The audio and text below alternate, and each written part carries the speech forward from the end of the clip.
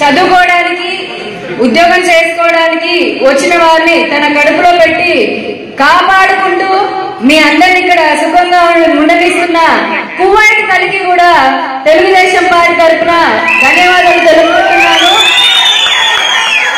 రాష్ట్రాన్ని దేశాన్ని వదిలి వచ్చిన వారు మీరంతా కష్టాలని ఎదుర్కొని ఇక్కడ మీరుంటూ ఈ రోజున ఇంత మంది మన ఆంధ్ర రాష్ట్రం కోసం మన తెలుగు జాతి కోసం అని చెప్పని మనం ఇంత సంబరం చేసుకుంటున్న ఓపిక ఒక ప్రజాస్వామ్య స్ఫూర్తితోటి మనకి అవకాశం ఇచ్చిన కువైట్ గవర్నమెంట్ కి మనం ప్రత్యేక ధన్యవాదాలు తెలుపుకోవాల్సిన అవసరం ఎంతైనా ఉంది.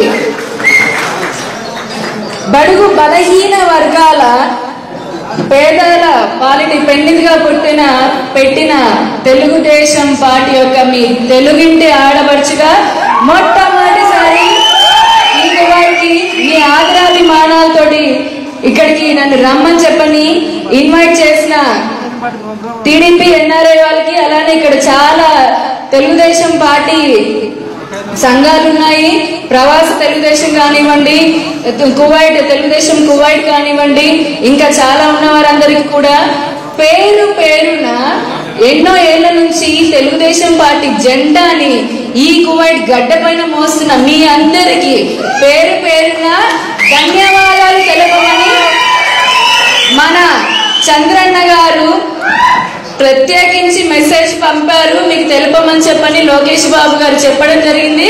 వారి తరఫున మీకు తెలుగుదేశం పార్టీ అధికార ప్రతినిధిగా అధికారికంగా నేను మీకు ధన్యవాదాలు తెలుపుతున్నాను. ఇక్కడ వచ్చిన ప్రతి ఒక్క పసుపు తెలుగు సైనికుడికి ఇదే తెలుగుదేశం మన పార్టీ తరఫున మీకు శుభాభినందనలండి. జై తెలుగుదేశం. నాకైతే ఈ సభ చూస్తుంటే ఎన్నికలకు ముందు జరుగుతున్న సభ అనిపించట్లేదు, ఎన్నికల తర్వాత మనం చేస్తున్న గెలుపు సంబరంలాగానే తెలిసిపోతుంది మనం ఎంతటి ఘన విజయాన్ని సాధించబోతున్నాము అనేది. మన ఇక్కడ ఉన్న ప్రతి ఒక్కరి గుండెల లబ్ధవాన్ కాదు. ఈ రోజున తెలుగుదేశం గెలిచిన తర్వాత మనతో ఆనందంతో సంబరంతో మోగిపోయే ఆ శబ్దాన్ని కూడా మనకి ఇక్కడ కింద నుంచి పాటలు పెడతా ఉంటే ఇక్కడ ఉన్న మీ ఆనందాన్ని మా ఆనందం చూసి తెలుసుకున్నాం, అవునా కదా? ఇంతకంటే వందలు చేసుకుంటాము గెలిచొచ్చిన తర్వాత. ఇకపోతే మాట్లాడాల్సిన వాళ్ళు పెద్దలు ఉన్నారు కాబట్టి నేను చెప్పాల్సింది నేను కొంత రాజకీయంగానే చెప్తానండి. గవర్నమెంట్ కి నాకు సంబంధమే లేదు అసలు. నేను గవర్నమెంట్ కానీ కాదు, నా గవర్నమెంట్ వద్దు. మన పక్కా తెలుగుదేశం పార్టీ రాజకీయ పార్టీ గురించి మాట్లాడుకుంటాము. ఒక పొట్టాలు వెళ్ళి మంచి ఘాటి కొండను గుద్దుకుంటే 1 లక్ష రాళ్ళు గుద్దుకుంటే ఏమవుతుంది ఆ కొండకి? ఏమి కాదు కదా, ఏమైనా అవుతుందా? ఇప్పుడు అట్లా ఉంది మన ప్రధాన ప్రతిపక్ష నాయకుడు పాపం బాధ, లేకపోతే ఆయన ఆరాటం అట్లా ఉంది, అవునా? ఇక్కడ కొండవరు చంద్రబాబు నాయుడు గారు తెలుగుదేశం పార్టీ, అవునా కదా?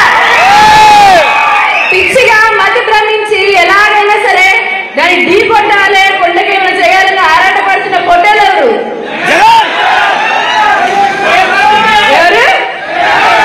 కదా? అందుకని చెప్పిన అట్లాంటి వాళ్ళ గురించి మనం ఊరికి మరీ టెన్షన్ పడిపోయి కూడా మనం ఎక్కువ మనని సూపర్ హీరోలను కూడా మనం చేయాల్సిన అవసరం లేదు. కాకపోతే తెలుగుదేశం పార్టీ పెట్టినప్పటి నుంచి ఇప్పటి వరకు ఎన్ని పథకాలు పెట్టారని మనందరికీ తెలుసు, మాకంటే మీకే బాగా తెలుసు. పార్టీ పెట్టినప్పటి నుంచి ఉన్న వాళ్ళు చాలా మంది ఉన్నారు ఇక్కడ. ఈ 4.5 సంవత్సరాలు చూద్దాం. రాష్ట్ర విభజన జరిగినప్పుడు సమయంలో ఏమనుకున్నామంటే ఒకసారి ఆలోచించుకుందామా? ఏమనుకున్నాం? మా వాళ్ళు ఏమున్నాయి, అరే జీతాలు ఇవ్వడానికి కూడా డబ్బులు లేవు, ఈ రాష్ట్రం ముందుకు ఎలా వెళ్తుంది, సంక్షేమ పథకాలు అభివృద్ధి దేవుడు ముందు జీతాలు ఇవ్వడానికి లేదు, గవర్నమెంట్ ఎంప్లాయీస్ వస్తారా రారా, అసలు ఈ రాష్ట్రంలో అభివృద్ధి జరుగుతుందా జరగదా అని చెప్పి ఇన్ని రకాలు ఉంటాయి కదా, మనకి ఉన్నాయి కదా అప్పుడు ఫీలింగ్స్ ఉన్నాయి కదా. ఇప్పుడు ఏమైంది? ఇప్పుడు ఎక్కడుంది మన రాష్ట్రం చెప్పాలి మీరే. ఆకాశంలో ఉన్నాం, అభివృద్ధిలో ఆకాశం అందుకుంటూ ఉన్నాము. ఒక్కొక్క మెట్టు ఎక్కుకుంటూ ఇప్పుడు అభివృద్ధిలో ముందుకి సాగిపోతూ ఉన్నాము. కానీ ఇప్పటికీ మన రాష్ట్రంలో కష్టాలు లేవా? ఉన్నాయి కదా. ఎవరి వల్ల వచ్చాయవన్నీ? మనం ఇంత కష్టపడతా ఉంటే మన కష్టాన్ని కూడా దోచుకుంటూ మన అడుగుడుగున వెనక్కి లాగుతున్న ద్రోహులు ఎవరండి? మోడీలు ముగ్గురే కదా. రిటర్న్ గిఫ్ట్ కావాలని చెప్పని మా కేసీఆర్ గారు మస్తుగా ఆరాటపడతా ఉన్నాడు.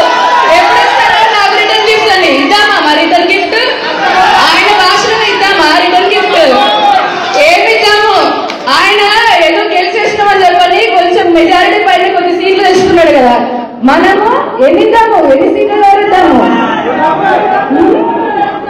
ఆంధ్రలో చెప్పని తిట్టి తెలంగాణ సెంటిమెంట్ తోటి అక్కడ కూర్చొని పని లేక ఫామ్ హౌస్ లో పడుకుంటాడు ఎప్పుడు కూడా. ఆయన మనకెందుకు, వాళ్ళ ప్రజలు వాళ్ళు చూసుకున్నారు. కానీ ఇప్పుడు మన పుట్టలకు వచ్చి వేలు పెడతామంటే మనమే చేస్తాం. వేలని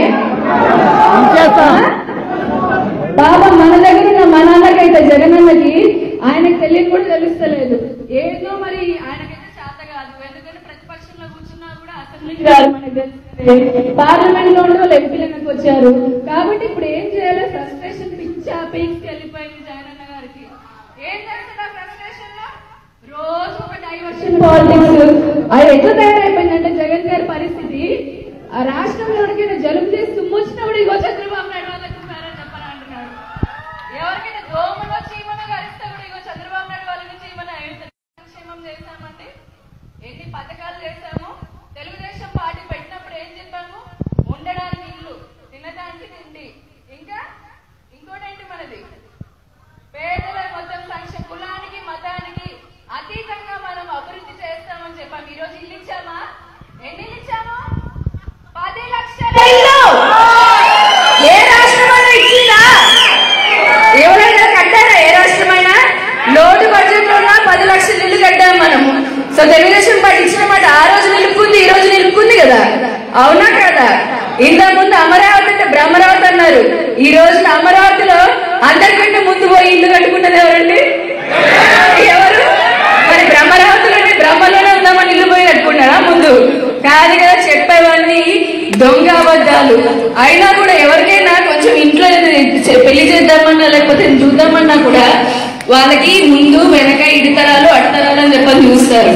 అసలు విశ్వసనీయతకి మారు పేరు విశ్వసనీయత అని 100 సార్లు విశ్వసనీయత గురించి మాట్లాడే జగన్ గారికి ఉందా విశ్వసనీయత? ఉందా? నాకైతే తెలియదు. మరి 16 నెలలు జైల్లో ఉన్నారట. మరి నేనైతే జైలుకి వెళ్ళి చూడలేదు, మీరేం దగ్గరికి వెళ్ళి చూసారా? కానీ వెళ్ళొచ్చారు కదా, అవునా? వెళ్ళొచ్చారు. రాష్ట్ర బడ్జెట్ గురించి ఏమైనా అవగాహన ఉందండి? మొన్నటికి మొన్న బీసీలకి మన ప్రభుత్వము తెలుగుదేశం పార్టీ చట్టబద్ధంగా కల్పిస్తే తీర్మానం ఇస్తే నేను ముఖ్యమంత్రి అయిన తర్వాత కూడా మళ్ళా చట్టబద్ధంగా తీర్మానం చేస్తా అన్నాడు ఆయన. అందుకే చెప్పేది కొంచెం అన్న జగనన్న అసెంబ్లీకి వెళ్ళవో లేకపోతే సాక్షి పేపర్లు సాక్షి టీవీ కాకుండా కొంచెం వేరే పేపర్లు అయినా చదివాడు. అవి కూడా చదవాలి. ఇంకా ఎలా తెలుస్తాయి ఆయనకి నిజాలు? తెలియదు కదా. ఇటు పక్కనేమో A2 పెట్టుకున్నారు, అటు పక్కనేమో A3 పెట్టుకున్నారు. కనీసం చెప్పేవాళ్ళు కూడా లేరు ఆయనకి. రాష్ట్రం ఒక పక్క ఇంత చేస్తుంటే ఇంకొకటి బీజేపీ అంటే వాళ్ళకి డిపాజిట్లు కూడా రావని వాళ్ళకి తెలుసు కదా, అవునా కదా? చెప్పండి, మీరు ఎవరైనా ఒక్కరైనా చెప్పండి, బీజేపీకి ఒక్క సీట్ అయినా వస్తుందా? నేను నా పదవి నుంచి తప్పుకుంటా. వస్తుందని నమ్ముతున్నారా?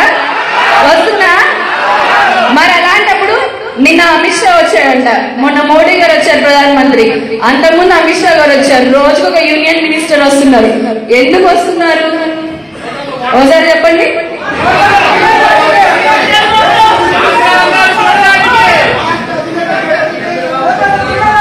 ఎందుకు వస్తున్నారనంటే ఎట్లాగైనా సరే చంద్రబాబు నాయుడు గారిని ఎదుర్కోవడం కోసమని ఈ రోజు దేశం మొత్తం కదిలొస్తుంది. అలాంటి కలేజా ఉన్న నాయకుడు మన నాయకుడు. అక్కడ దేశంలో ఆయన మోడీ గారు ఉద్ధరించింది ఏమీ లేక ఆ దేశంలో దేశం మాత భర్త మాత సాక్షి ఆయన చేస్తున్న అక్రమాలను ఎండగడుతున్నారని చంద్రబాబు నాయుడు గారు మన రక్ష కట్టి ఇక్కడికి వచ్చి బలహీనమైన నాయకుడు, కేసు నిండా మునిగిపోయిన నాయకుడిని ఆ పక్కనేమో ఫామ్ హౌస్ లో తిరిగి వచ్చిన నాయకుడితో చేతులు కలిపి ఇక్కడికి వచ్చి మన కొండలాంటి అత్యున్నతమైన నాయకుడిని ఏదో చేసేస్తారని చెప్పని వాళ్ళు వచ్చి ప్రచారం చేస్తూ మనం వింటామట, మనం ఏదో ఓటేస్తామట. ఇది ఎంత విదూరంగా ఉంది, ఎంత విచిత్రంగా ఉంది. నిన్న అమిత్ షా గారు మాట్లాడుతున్నారు. ఆయన చాలా మాట్లాడి మళ్ళీ మన రాష్ట్రానికి వచ్చి తిట్టేసి వెళ్ళారట. ఒక ఎంత నీచమైన నీచమైన రాజకీయాలకు తెరదీశారంటే ఈ రోజున అవే మనం చెప్పుకోవాల్సింది. అభివృద్ధి మనం ఎలానో చెప్తున్నాం, మీరేమనుకో 5 నిమిషాలు చెప్పేసి ఆపేస్తాను, ఇబ్బంది లేదు.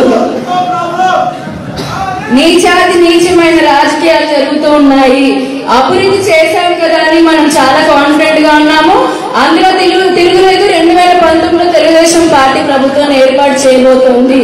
కానీ ఈలోపు ఈ దుష్ట త్రయం ఎవరైతే ఉన్నారో వాళ్ళు చేస్తున్న దొంగ నాటకాలని మనం ప్రజలంతా కూడా తిప్పి కొట్టాలి. అక్కడ మోడీ, ఇక్కడ కేసీఆర్ గారు, ఇక్కడ జగన్ గారు ముగ్గురు కలిపి ఒక బలహీనమైన నాయకుడు ఉంటే కనుక ఈ రోజున ప్రపంచంలో ప్రతి ఒక్కరూ తెలంగాణలో జరిగిన అభివృద్ధి, ఆంధ్రప్రదేశ్ లో జరిగిన అభివృద్ధి గురించి మాట్లాడుకుంటున్నాం, కంపేర్ చేస్తున్నాం కదా. ఈ విభజన తర్వాత ఎంత అభివృద్ధి జరిగిందనేది. అందుకని చెప్పండి కేసీఆర్ గారి కుళ్ళు, మోడీ గారికి గుజరాత్ ని మించి ఆంధ్రప్రదేశ్ అభివృద్ధి జరుగుతుందని ఆయనకి కుళ్ళు. ఈ ఇద్దరు కలిపి ఇక్కడున్న అసమర్థ నాయకులను ఎన్నుకుంటే వాళ్ళ ఆటలు సాగుతాయి అని చెప్పని పండుతున్న పన్నాగంలో ఆంధ్రప్రదేశ్ రాష్ట్ర ప్రజలు చాలా చైతన్యవంతులము. ఇప్పుడు కానీ మనం చేయాల్సింది ఏంటంటే రోజుకు ఒక డైవర్షన్ పాలిటిక్స్ వాళ్ళు చేస్తున్నారు కాబట్టి మనం చేసిన అభివృద్ధి పథకాన్ని మన ప్రజలందరికీ తీసుకుని వెళ్ళటంతో పాటు వాళ్ళు చేస్తున్న అసత్య ప్రచారాన్ని కూడా మనం తిప్పికొట్టి 2019లో అఖండమైన విజయాన్ని అందించి ఈ రోజున మన ప్రభుత్వం ఆంధ్రప్రదేశ్ రాష్ట్రంలో అమరావతి చూడండి, మీరు అసత్యం పలుకుతూ ఉన్నారు. 39,000 కోట్ల మేర ఈ రోజున ప్రజల పనులు ఉన్నాయి. అందరికీ తెలిసిందే, ఒక ఇల్లు కట్టుకోవాలంటే 2 సంవత్సరాలు పడుతుందంటారు. కానీ ఈ రోజున 42,000 కిలోమీటర్ల స్పీడ్ యాక్సెస్ రోడ్ కంప్లీట్ అయింది. ముందు రోడ్లు ఉన్నారు కదా, అమరావతి శరవేగంగా సాగుతుంది. దానికి ఇచ్చిన వాళ్ళు ఎంతయ్యా అంటే 1,500 కోట్లు. మొత్తం ఒక రోజేమో 10 లక్షల కోట్లు ఇచ్చామన్నారు. రెండో రోజు ఎవరో చెప్పింది నితిన్ గడ్కరీ గారు. అమిత్ షా గారు వచ్చి 5 లక్షల కోట్లు ఇచ్చామన్నారు. మోడీ గారు వచ్చి 3.5 లక్షల కోట్లు ఇచ్చామంటారు. మన వాళ్ళేమో నువ్వు ఇచ్చింది 15,000 కోట్లయ్యా, ఏం అబద్ధం చెప్తున్నామంటారు. ఇందులో నిజమేంటో మీకు తెలుసా? నేను చెప్పనా నిజమేంటో, వాళ్ళు ఎలా మోసం చేస్తున్నారో. మనము ట్యాక్స్ రూపంలో కట్టిన డబ్బులు తీసుకొని అన్ని రాష్ట్రాలకి ఇస్తున్నటువంటి ఏవైతే ఉన్నాయో అవి కూడా కలుపుకొని ప్రత్యేక ప్యాకేజీ కింద ఇస్తున్నాము, ప్రత్యేక స్పెషల్ పర్పస్ కింద ఇస్తున్నామని మోసం చేస్తున్నారు. భారతదేశంలో ఏ నేషనల్ అంటే ఏ ఇరిగేషన్ ప్రాజెక్టు కూడా ఏ రాష్ట్ర ప్రభుత్వం డబ్బులు ఖర్చు పెట్టుకోకుండా ఇంత పురోగతి సాధించలేదండి. ఒక పోలవరం నదిని అనుసంధానం చేస్తారు చిన్నగా 2 నిమిషాల్లో. 12,000 మంది పైగా రైతులు ఆత్మహత్య చేసుకున్న ప్రభుత్వము పాపం రైతుల గురించి మాట్లాడతారు వాళ్ళ నాన్నగారు, కొడుకు గారు. అదే రైతుల రుణమాఫీ చేసి నదులు అనుసంధానం చేసి ఈ రోజున రైతుల పాటున్న మన తెలుగుదేశం పార్టీ మరి రైతు పక్ష పార్టీ కదా, ఈ పార్టీ గురించి మాట్లాడుతూ ఉంటారు. వాళ్ళ హయాంలో 200 మంది డ్వాక్రా మహిళలు చనిపోతే వాళ్ళు ఇచ్చింది 237 కోట్లు వాళ్ళు బడ్జెట్ అలొకేట్ చేస్తే మన ప్రభుత్వము పసుపు కుంకుమ 2 కూడా అది కూడా కలిపి మొదటి ఇప్పటికి అక్షరాల ఇచ్చింది 22,000 కోట్లు. మొత్తం డ్వాక్రా మహిళలకి పసుపు కుంకుమ కింద ఎంత 237 కోట్లు ఎక్కడ, 22,000 కోట్లు ఎక్కడ. ఇలా మనం ప్రతి అంశంలో కూడా అసలు ఇంత ఏ రాష్ట్రం చేయనంతగా ఆంధ్ర రాష్ట్రంలో ఏ ఇంతకుముందు ప్రభుత్వం చేయనంతగా ఆఖరి టీడీపీని ఇంత చేయలేదండి. ఇప్పుడు చేసినంత 150,000 కోట్లు కేవలం సంక్షేమానికి ఖర్చు పెట్టాం మనం. ఇదంతా మనకి తెలుసు. మనకు చేయాల్సింది ఇప్పుడు చేయాల్సింది ఏంటంటే అభివృద్ధి పనులను తీసుకుని వెళ్తాము. ఎవరో ఏదో చేస్తున్నామంటే ఆంధ్ర వాళ్ళ తడాక ఏంటో గొంతెత్తి చూపిస్తాము. ఉడత ఊపులకు వచ్చేసి ఇక్కడ ఉడత పెత్తనాలు చేస్తామంటే మన రాష్ట్రంలో అక్కడ ఊరుకుంటామా? ప్రపంచంలో ఆంధ్రుల యొక్క దెబ్బ ఇక్కడ అన్ని రంగాల్లో స్థిరపడినాము. పౌరుషానికి, మన రాజకీయాలకి, అభివృద్ధికి నిలయమే ఆంధ్రప్రదేశ్. అలాంటి ఆంధ్రప్రదేశ్ ఈ రోజున 2019లో మళ్ళీ మనం కాపాడుకుంటాము. చేస్తున్న అభివృద్ధిని సగంలో ఉన్నవాడిని ముందుకు తీసుకుని వెళ్తామని చెప్పని ఈ సందర్భంగా తెలియజేసుకుంటూ ఈ అవకాశం ఇచ్చిన పెద్దలందరికీ, ఇక్కడ ఉన్న తెలుగు సంఘాలు, తెలుగుదేశం పార్టీ సంఘాలందరికీ, వచ్చిన మంత్రివర్యులకి, ఏపీ ఎన్ఆర్టీ వారి గురించి చెప్పాను. ఇందాక ఒక చెక్కులు ఇచ్చారండి, వారు రిజిస్టర్ చేసుకోలేదు కదా. అదే గనక వారు రిజిస్టర్ చేసుకుని ఉంటే 10 లక్షల రూపాయలు వచ్చేది బీమా కింద. ఇది ఒకసారి మీకోసము, అక్కడ ఆంధ్ర రాష్ట్ర ప్రజలే కాదు ప్రవాసాంధ్రులు కూడా నా బిడ్డ లాంటి వారిని ముఖ్యమంత్రి గారు రోజు చెప్తూ ఉంటారు.